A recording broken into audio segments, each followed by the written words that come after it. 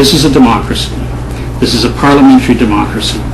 No crown is independent with respect to financial. Démocratie.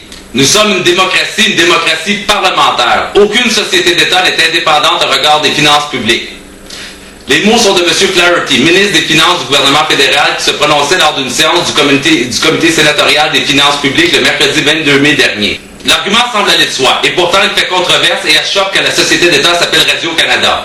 La raison de tous ces débats, le projet de loi C-60 qui habiliterait le Conseil du Trésor à participer au renouvellement des ententes collectives entre les sociétés d'État et leurs employés. Le projet de loi C-60 deviendra, selon toute vraisemblance, incessamment la loi numéro 1 sur le budget 2013, ayant été adoptée en troisième lecture à la Chambre des communes il y a quelques jours. Bienvenue sur Prise 1, dont cette première émission discute justement de politique culturelle. Vous connaissez sans doute l'expression « la longueur du bras du gouvernement », le arm length en anglais, qui protège en quelque sorte qu'un ordre de gouvernement ait la main mise sur les entités autonomes ou indépendantes qui livrent un service de nature culturelle, en outre les producteurs et les diffuseurs d'informations comme les journaux et les chaînes télé. Radio-Canada, c'est un diffuseur public. C'est aussi un organisme dit indépendant. C'est-à-dire que même s'il est financé par le Trésor public, vos taxes, vos impôts, l'organisme est réputé avoir les coups des franges de toute intervention ou manipulation politique. C'est une société d'État, une société dite de la couronne, mais ses employés ne sont bien sûr ni membres du gouvernement, ni employés par celui-ci. Les artistes, artisans, journalistes, techniciens vidéo, blogueurs et autres acteurs de la boîte travaillent pour Radio-Canada. Leurs emplois, par exemple, ne sont pas liés au respect des programmes politiques des gouvernements que les Canadiens et les Canadiennes composent lors de la tenue d'élections générales. En somme, la ligne éditoriale de la boîte ne devrait pas avoir à changer d'un seul iota parce qu'un nouveau gouvernement s'installe à Ottawa. Ce qui ne veut pas dire non plus que cette ligne éditoriale, le programme idéologique ou le cadre de référence général de la société n'évolue ni ne change jamais.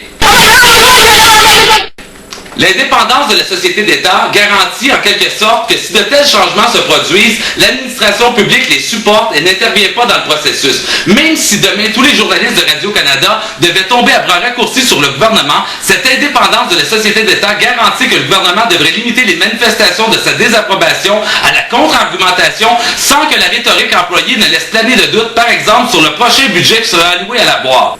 Hors des sentiers théoriques, on se doute bien que tout ne peut pas être aussi blanc ou aussi noir. Et l'argument de la longueur du bras du gouvernement vient ici, comme une béquille, compléter notre jugement sur le respect de l'indépendance d'un organisme ou de l'ingérence du gouvernement. Le projet de loi C-60 détruit la tradition de la longueur du bras du gouvernement. Ce sont les mots qu'avait adressés Mme Umurungi aux sénateurs et sénatrices en juin dernier. Mme Umurungi est la directrice de communication de la Guilde canadienne des médias. Après la pause, on discute de ce concept de longueur du bras, traduction littérale un peu malhabile de arm length, et donc de cette distance ou de ce degré d'autonomie qui sépare le gouvernement des organismes indépendants qu'il finance, comme la Société d'État Radio-Canada. Et on regarde un peu plus près la mouvementée d'histoire de ce projet de loi C-60, déposé devant la députation canadienne le 29 avril 2013. Le président du Conseil du Trésor a perdu la trace de 3 milliards de dollars, puis là, il voudrait se fourrer le nez dans les négociations des sociétés d'État. Hey, il est déjà pas capable de faire sa job, il peut-tu se mêler de ses affaires? Le blog du Myland, c'est près de 500 titres d'envergure et de qualité différentes. Les quartiers culturels, la défiance du libéralisme, les méthodes et vérités en critique média sont des thèmes récurrents. De même, les quelques espaces chroniques que nous publions, comme les mots du plateau, les séries B réglementaires et bientôt les cols de couleur, qui discuteront d'économie culturelle, de propriété intellectuelle et d'innovation verte. Au Canada, l'adoption d'une loi passe par différentes étapes. Le projet de loi C-60 est un projet de loi émanant du gouvernement, c'est-à-dire que son parrain, l'honorable M. Jim Flaherty, est membre de la députation majoritaire à la Chambre des communes. Présentement, le Parti conservateur du Canada est majoritaire non seulement en Chambre basse, mais également au Sénat. Les chances pour qu'un projet de loi émanant d'un tel gouvernement soit battu sont donc sensiblement réduites. Mais comme pour les autres types de projets législatifs, le projet de loi suit tout de même l'intégralité du processus législatif. Il a été d'abord introduit aux députés à la Chambre des communes le mercredi 29 avril 2013 par M. Flaherty, le ministre des Finances canadien, sous l'appellation Loi numéro 1 sur le plan d'action économique 2013. C'est le titre abrégé du projet de loi C-60 qui rappelle que cette nouvelle loi rend exécutoire certaines dispositions du budget déposé par le gouvernement le mois précédent, c'est-à-dire le jeudi 21 mars 2013. Une dizaine de jours après son dépôt en Chambre des communes, les questions de principe du projet de loi étaient débattues par les parlementaires avant d'être redirigées vers un comité mandaté d'étudier le projet de loi sous tous ses aspects.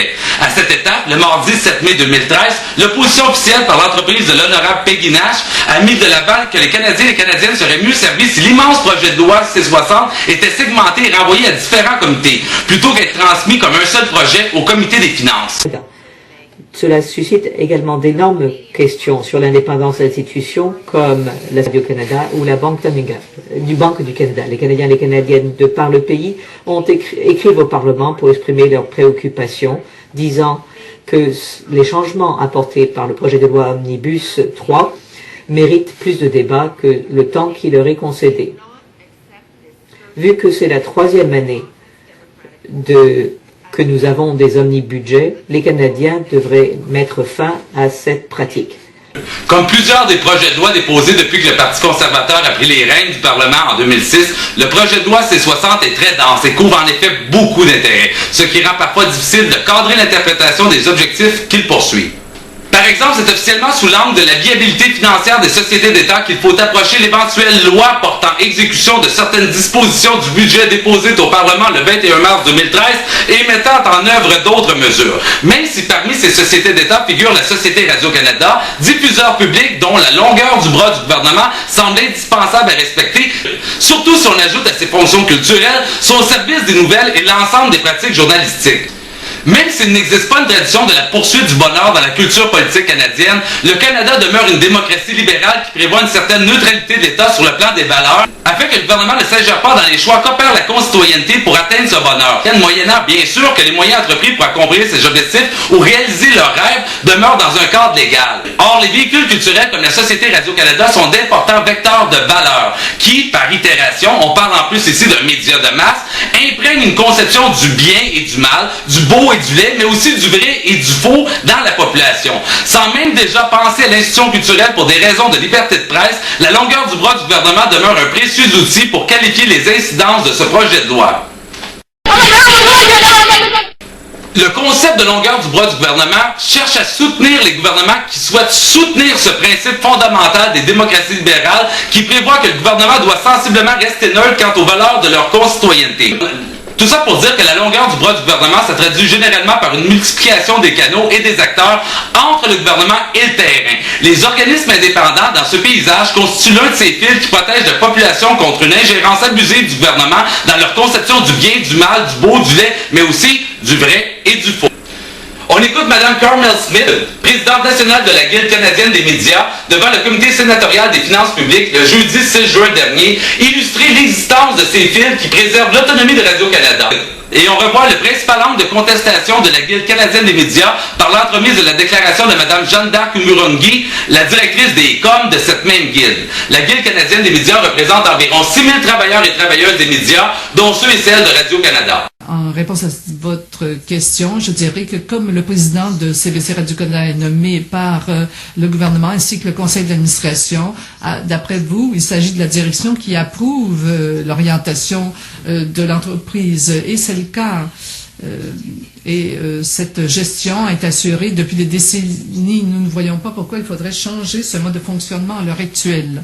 Ce projet de loi compromet la relation d'indépendance qui a toujours existé en vertu de la loi sur la radiodiffusion entre le gouvernement et les organisations journalistiques comme CBC. La présidence de la Société d'État, les membres de son conseil d'administration, aussi la loi sur la radiodiffusion, auquel il faut ajouter le CRTC, auquel Mme Smith fait référence un peu plus loin dans son témoignage, font partie de ces filtres qui assurent la relative autonomie des organismes indépendants, comme le Conseil de radio et de télécommunications canadien, chargé d'octroyer les licences aux diffuseurs radio et télé, et même de réguler les télécommunications canadiennes. On parle toujours de relative autonomie parce que tant la présidence que la composition du conseil d'administration de la Société d'État sont assurées par des nominations qui émanent du gouvernement. Mais il demeure facile de concevoir que le diffuseur public demeure tout de même plus autonome lorsqu'il est ainsi placé à distance du gouvernement que s'il ne répondait uniquement ou directement qu'à un membre du cabinet, par exemple au ministère du patrimoine canadien. Aussi est-il important de considérer l'envergure du bras du gouvernement pour vraiment juger si oui ou non ces filtres favorisent une qualité démocratique qui bénéficie à la concitoyenneté. La relative autonomie des organismes indépendants financés par le gouvernement est également tributaire de la relative autonomie des autres organismes. Lorsque d'un côté le bras du gouvernement se raccourcit, lorsqu'il ramène un organisme plus près de son giron, pour ainsi dire, c'est l'ensemble du système qui bouge, encore une fois, pour ainsi dire. Le cas Radio-Canada est sans doute intéressant parce qu'il ajoute au poids culturel de l'institution l'intégralité journalistique de son service des nouvelles. Nonobstant cet autre débat, l'éventuelle loi numéro 1 sur le plan d'action économique de 2013 pourrait avoir un impact certain sur tout ce système d'agents intermédiaires ou de filtres qui assure la relative autonomie des organismes publics les uns envers les autres, de même que la relative autonomie de ce système vis-à-vis le gouvernement fédéral.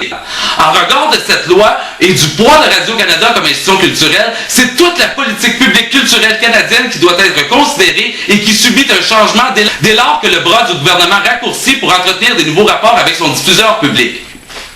On parle et on continuera longtemps de parler d'intérêt public dans ce débat, mais le projet de loi C-60 bouge le spectre des politiques publiques culturelles canadiennes, un sujet tout aussi intimement lié à la qualité de la démocratie que l'intérêt public. Les véhicules culturels sont des vecteurs de valeur qui imprègnent la concitoyenneté de conception quant au beau, quant au laid, quant au bien, quant au mal, quant au vrai, quant au faux également. Ce n'est pas pour rien que certains opposants ont signalé qu'il devait exister une différence fondamentale entre un diffuseur public et un diffuseur d'État. De même, les angles de contestation exploités pour battre le projet de loi C-60 ouvrent également tout un champ de questionnement sur la concentration des pouvoirs dans le cabinet ministériel fédéral. Nos chefs d'État ont toujours protégé l'intégrité de la Banque du Canada et celle de Radio-Canada. Mais les conservateurs ne font pas confiance aux Canadiens. C-60, comme tous les projets de loi omnibus auparavant, de mise en œuvre du budget, illustre ce cynisme. Un pouvoir plus accru pour les cercles d'initiés autour des conservateurs et moins de pouvoir au Parlement et aux Canadiens et Canadiennes. Vous écoutez Barricade TV sur la barricade du tomisland.net. Pour qu'un projet de loi obtienne la sanction royale et entre en vigueur, le même texte de loi doit être adopté dans son intégralité par les deux chambres canadiennes. La Chambre des communes composée par les élus qui représentent indirectement le peuple canadien au Parlement et le Sénat composé quant à lui de sénateurs et de sénatrices nommés par le gouvernement. Pour battre C-60 en deuxième lecture, les partis d'opposition ont cherché à faire amender le texte, surtout en procédant par élimination d'articles au projet de loi C-60. Ces efforts se sont avérés complètement vains et ont été battus en chambre par voie de vote. Le 7 mai 2013, le projet de loi passait en deuxième lecture. Un mois plus tard, le 10 juin, en troisième lecture. Il ne reste qu'à accomplir cette même troisième lecture au projet de loi dans l'autre chambre, le Sénat, où le Parti conservateur du Canada détient également la majorité, pour que le projet de loi C-60 ait complété le processus législatif qui mène à la sanction royale. Une formalité. Quand un parti est majoritaire dans les deux chambres au Canada, il faut un tollé très très important dans la société civile pour faire reculer le gouvernement ou bloquer un projet de loi. Au retour de la pause, on parle plus spécifiquement de la section controversée du projet de loi C-60 et on produit une analyse sur les incidences de cette éventuelle loi sur le référent des politiques culturelles canadiennes. Pour une réflexion sur l'avenir de la bibliothèque publique qui détonne, qui rue dans les brancards et qui rock, pensez Horizon 17, la réflexion sur l'avenir de la bibliothèque publique du tomisland.net. Visitez le microsite Horizon 17 ou parcourez l'abondante documentation sur Barricade. Aujourd'hui, demain, votre accès au futur est autorisé. 3 milliards de dollars, puis là, il voudrait se fourrer le nez dans les négociations des sociétés d'État. Hey, il est déjà pas capable de faire sa job, il peut-tu se mêler de ses affaires? Les ils ne cessent d'attaquer Radio-Canada. Et là, il faudra leur faire confiance pour négocier avec les employés de ces sociétés-là. Ben voyons donc. Et c'est pas seulement les travailleurs syndiqués qui vont passer au tordeur. Les conservateurs se donnent maintenant le droit d'imposer des conditions de travail aussi aux employés non syndiqués. Pourquoi les conservateurs s'ingèrent dans les négociations? Pourquoi ils ne respectent pas l'indépendance des sociétés d'État?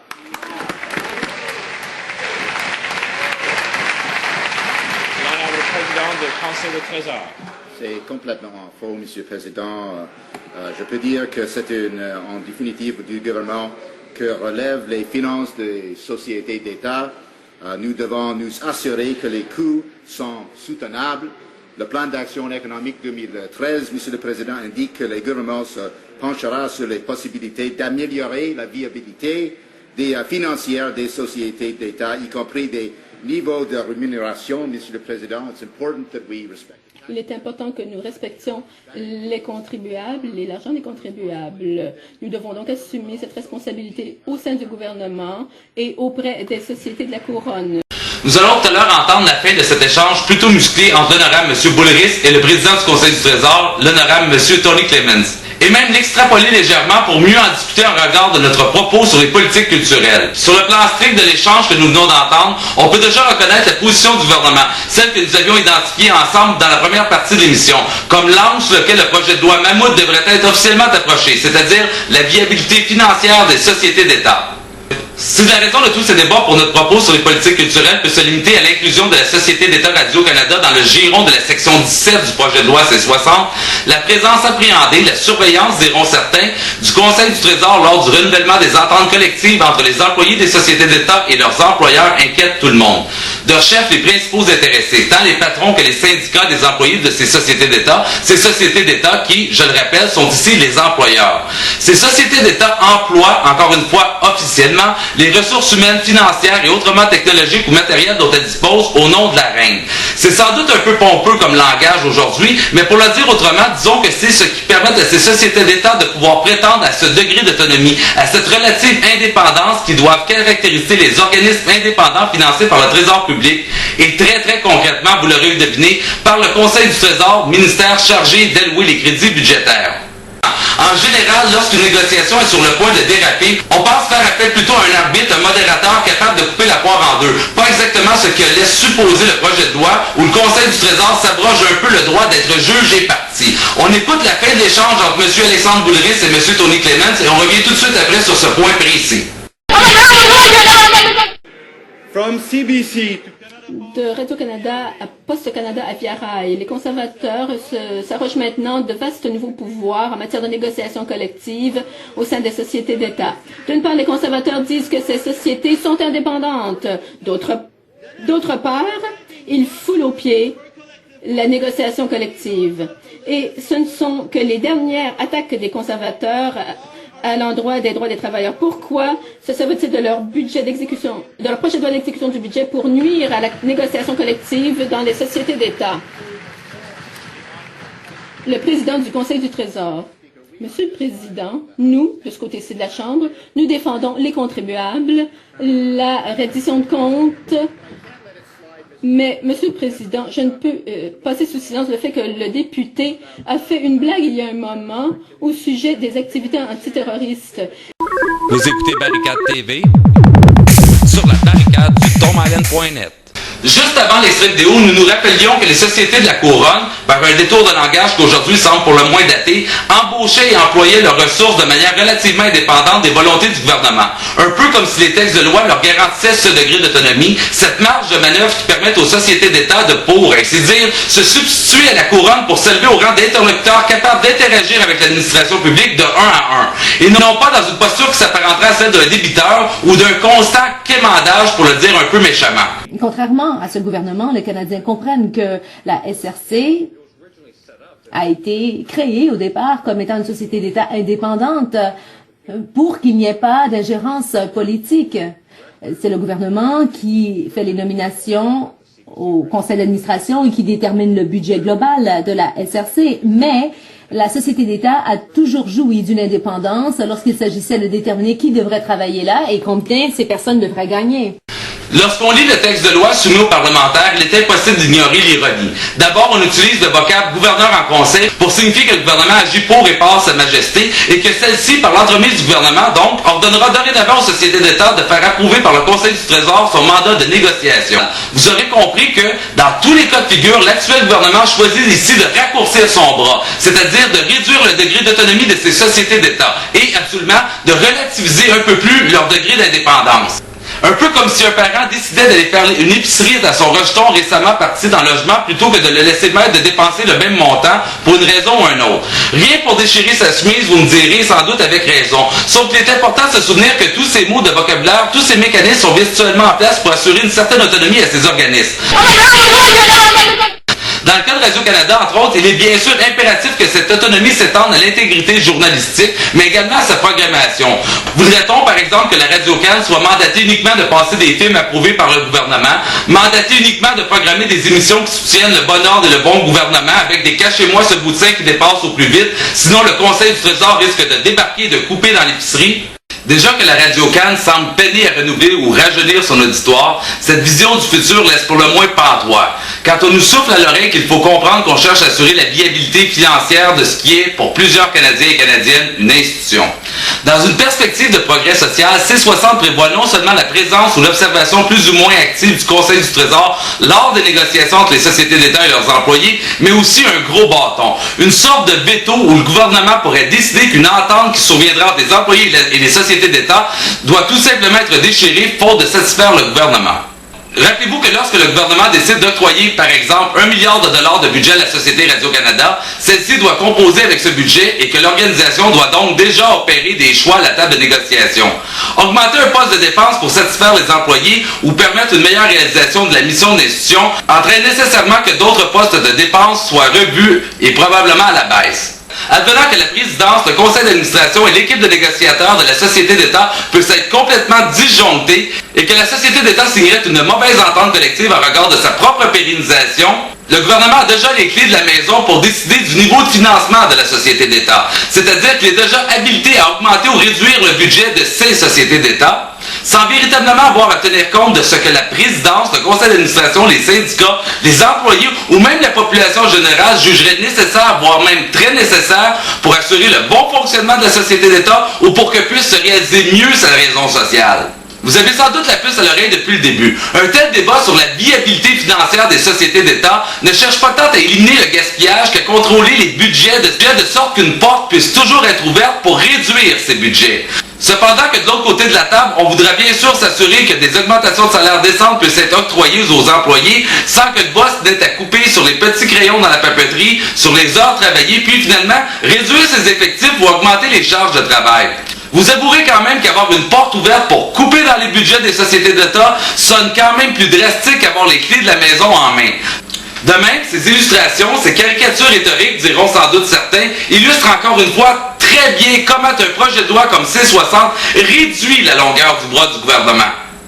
On écoute la fin de l'extrait vidéo où M. Boulrich charge le président du Conseil du Trésor, M. Tony Clements, et on se risque à une interprétation sur ce que peut signifier cette nouvelle longueur du bras du gouvernement pour les politiques publiques culturelles canadiennes et pour Radio-Canada. Conseil du Trésor. Monsieur le Président, nous, de ce côté-ci de la Chambre, nous défendons les contribuables, la reddition de comptes. Mais, Monsieur le Président, je ne peux passer sous silence le fait que le député a fait une blague il y a un moment au sujet des activités antiterroristes.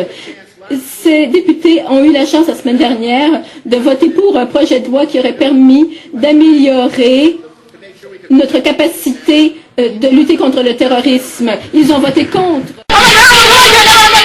Oh, qu'il a été chercher sa loi, vous allez me dire. Comme si le mot terroriste ou la sécurité nationale chambranlait parce que le gouvernement souhaite se doter d'un peu plus de crocs à la table de négociation de ces sociétés d'État. 3 termes à retenir. Austérité fiscale, réalisme géopolitique et conservatisme social. Additionnez-les, multipliez-les, divisez-les, retournez-les de tous les côtés, vous obtiendrez, c'est aussi sûr que Copernic avait raison, une forme ou un autre de réganisme dans vos politiques culturelles. Une charge gratuite, encore une fois, caricaturale avec un bout de phrase récupéré hors contexte dans un clip? Pas du tout. Le domaine de la culture vit des idées, vit du constructivisme. Rien de plus normal pour lui que de tiquer devant ses antonymes. Austérité fiscale. Un gouvernement doit être léger, sinon il est mauvais. Vous pensiez que gouverner signifiait mettre en place des projets de loi? Non, gouverner, c'est balancer le budget, c'est payer la dette. C'est on ne peut plus réaliste, on en convient tous. C'est ce que nous appelons dans notre analyse du projet de loi C60 et du cas Radio-Canada une mise à terre des idées et sans doute un peu aussi une mise à terre du domaine de la culture au grand complet. Or, la Radio-Can est une institution culturelle qui ne peut que se braquer devant de telles mises à terre. Avoir une idée, cela ne coûte rien, ou presque. Lorsque le domaine de la culture devient ainsi une source de danger parce qu'il cesse de répondre aux mêmes préceptes du pragmatisme ou du réalisme économique ou matériel, il faut s'inquiéter. Lorsque nous mentionnons que le poids de Radio-Canada comme institution culturelle autorisait à penser que l'ensemble des interactions sur le plan culturel pouvaient être affectées par ce raccourcissement de la longueur du bras de notre gouvernement, nous faisions allusion à un mouvement du spectre ou à un changement significatif du référent pour les politiques culturelles canadiennes. Ce changement est inquiétant à quelques égards. En envisageant que le référent des politiques culturelles canadiennes bouge ainsi vers une forme plus marquée de conservatisme social, il faut appréhender que l'espace dévolu à la défiance du libéralisme se contractera. qu'en somme, moins d'idées originales pourront être mises de l'avant parce que plus d'entre elles seront destinées à promouvoir l'ordre et le bon gouvernement. Et que par un effet boule de neige, seules les idées qui ne remettent rien en question, qui ne posent aucune question même, s'imposeront comme un nouveau normatif. Tout le monde pareil, tout le monde mange du high grade. Sur le plan théorique, c'est un peu bête et méchant, mais concrètement, un tel référent suggère que la culture se fasse tout à coup non plus un champ exploré pour soi-même, pour se remettre en question sur le plan identitaire, ou plus généralement sur le plan des valeurs, mais plutôt pour miroiter une sorte d'idéal décidé par un autre, structuré par un autre également.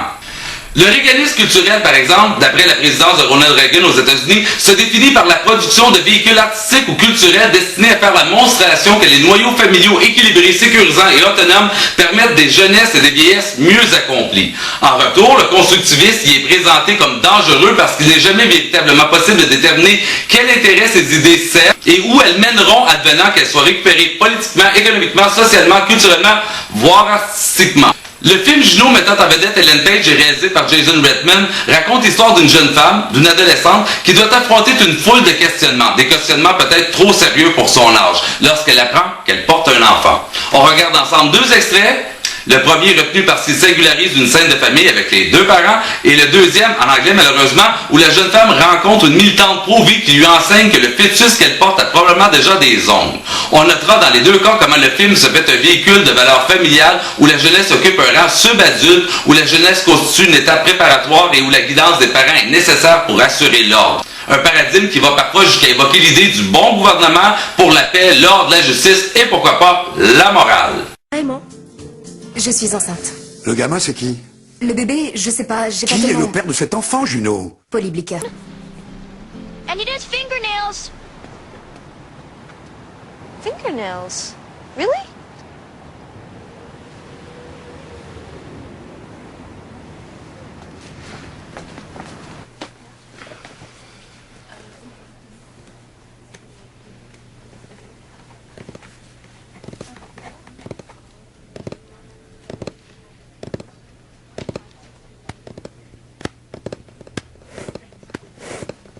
Lorsqu'on envisage une forme de cristallisation du référent des politiques culturelles canadiennes en conjonction avec le réalisme économique, social, voire géopolitique, lorsqu'on cherche à apposer la marque de l'austérité fiscale, de la tolérance à la pauvreté et de la mise à terre des idées constructivistes au profit d'un matérialisme comptable, il est important de considérer que les voies alternatives ont tendance à se faire plus criardes. Peut-être et sûrement parce qu'en plus de dénoncer le statu quo, elles doivent en plus signifier plus manifestement leur désapprobation devant la collaboration d'institutions culturelles et du domaine de la culture en général.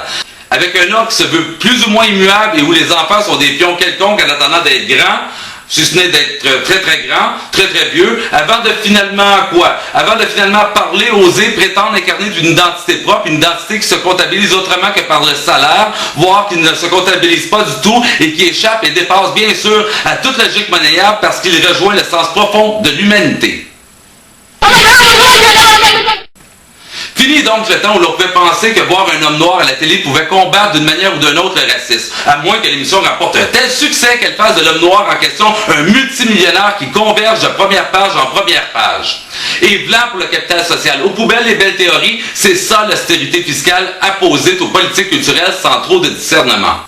Le prochain extrait cinématographique a fait des bagues à sa sortie en 2008, un an à peine après la sortie du film Juno. Au Canada anglais, l'ancêtre de « Ne me dérangez pas », droit de cuissage en cours, la « fornication under the consent of the king », est un mot considéré comme extrêmement vulgaire. Et voilà que Martin Gago signe son œuvre « Young People Fucking » qui, en plus de cuissage insouciant, le titre du film suggère que c'est notre pauvre jeunesse qui se livre à tous ces ébats. Pauvre notre jeunesse. You are fucking lying! Oh, what the fuck. Don't be so upset because you couldn't make me come. That's not why I'm upset. There have been plenty of girls I couldn't make come, alright? Plenty! Trusted you, Jamie? Yeah, that's not my name. What? It's Dora, but Dora was undercutting my whole hotness thing, so when I moved here a few years ago, I just started telling people it was Jamie. You changed your name to Jamie Foxx? What? That's a hot name. How was I supposed to know he's gonna start winning all these Oscars? Sur une note beaucoup moins frivole, on peut sans doute prévoir qu'avec une certaine certitude que si l'on se plaît à parler du long règne du Parti libéral du Canada à la tête du pays comme d'une époque de la célébration de la diversité canadienne, une consolidation d'un référent de politique culturelle canadienne qui se ferait sous le joug de l'austérité se traduirait sans doute par un « cessons de la célébrer et commençons à prendre cette diversité ». Qu'on soit pour ou contre qu'un tel changement de référence se produise pour les politiques culturelles canadiennes, toutefois, il est important de questionner la justesse de tels changements lorsqu'ils se produisent sous l'impulsion d'une mise à terre du constructivisme et par extension du domaine de la culture. De même, il faut relever que les Canadiens et Canadiennes ont choisi d'élire le Parti conservateur du Canada aux dernières élections et de propulser le nouveau Parti démocratique au rang d'opposition officielle. Se peut-il que ces rhétoriques sur la diversité ou même sur la longueur du bras du gouvernement paraissent vieillies aux Canadiens? Je vous laisse décider.